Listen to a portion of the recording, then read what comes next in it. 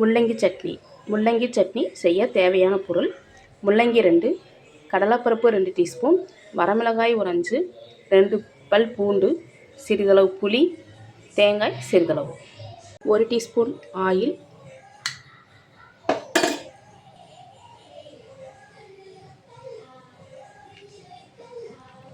வரமிளகாய்,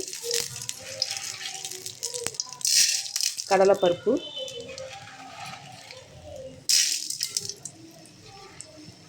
இதை லேசாக வறுத்துக் கொள்ளவும். 2 டீஸ்பூன் ஆயில்,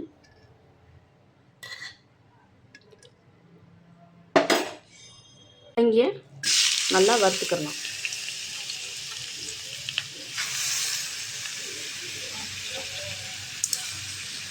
கோல்டன் ப்ரௌன் வர வரைக்கும் வரும். முள்ளங்கியை இந்த அளவுக்கு வதக்கவும்.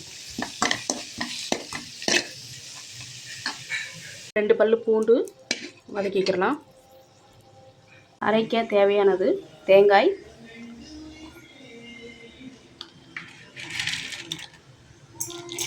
கடலைப்பருப்பு, வரமிளகாய்,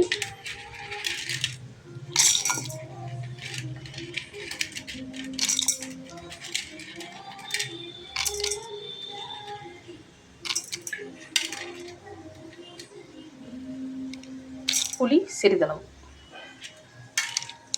இதை மிக்சியில் அரைச்சிக்கிறலாம். தேவைக்கேற்ற சால்ட். இப்போ இதை அரைச்சிக்கிறலாம். இது கூட கொஞ்சம் தண்ணி சேர்த்துக்கிறலாம். இது கூட முள்ளங்கி சேர்த்துக்கலாம்.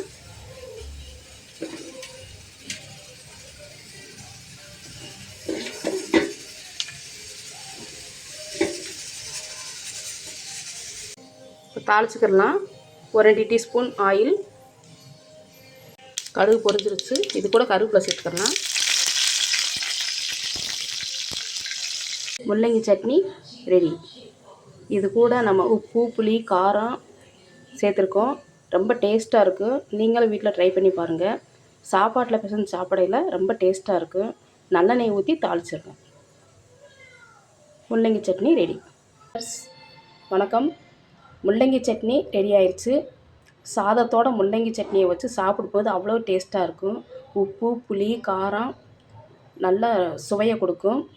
இந்த முள்ளங்கியோட சிப்ஸு, இது முள்ளங்கியோட சிப்ஸு ரொம்ப அருமையாக இருக்கும். முள்ளங்கி பிடிக்காதவங்க கூட நல்லா வேணும்னு வாங்கி சாப்பிடுவாங்க. இது முள்ளங்கி ஒரு மருத்துவ குணம் நிறைந்தது தான். யாரும் வேணான்னு சொல்ல மாட்டாங்க. நீங்களும் வீட்டில் ட்ரை பண்ணி பாருங்கள். எங்கள் வீட்டு பேபிக்கு முள்ளங்கி சிப்ஸு ரொம்ப பிடிக்கும்.